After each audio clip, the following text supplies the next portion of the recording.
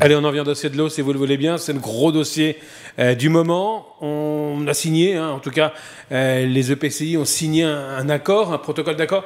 Ça va dans le bon sens. La région donne 30 millions d'euros. Tous les autres vont suivre? Je l'espère bien, parce que je crois qu'ils se sont engagés. Ils ont les moyens? Nous l'espérons, puisque la signature d'un président engage sa structure.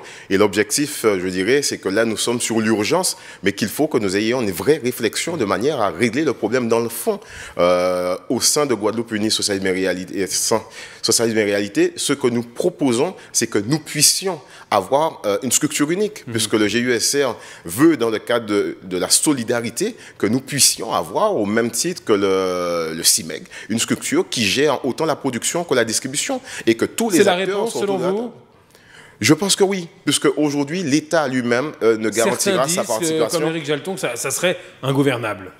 Non, c'est faux. Et pourquoi nous avons réussi à gérer le CIMEG? Il faut aujourd'hui que chacun... Ce pas les mêmes enjeux financiers? Je crois que là, ce sont des enjeux politiques. Et aujourd'hui, on ne doit plus faire de politique avec l'eau. Il faut aujourd'hui que nous puissions nous asseoir autour de la table et que chacun soit conscient qu'en étant tous rassemblés avec l'apport financier de chaque collectivité, que nous pourrons aller faire les prêts suffisants pour atteindre les 700 millions nécessaires. Et c'est aussi le gage de garantie pour que l'État puisse participer à ce financement, parce que là, c'est abominable de voir en 2018 des familles qui vivent sans eau, sans électricité.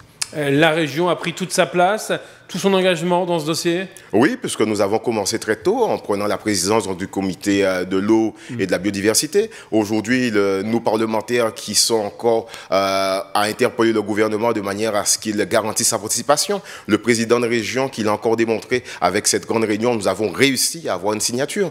La région fera en 2018 de l'eau une de ses priorités. Ouais, c'était une priorité également pendant la campagne. On avait entendu toute votre équipe qui annonçait qu'on allait régler le problème de l'eau, qu'on allait mettre au pas en quelque sorte Lucette Michaud-Chevry. Est-ce qu'aujourd'hui, ça pèse beaucoup sur le mandat d'Harry Chalus et de son équipe?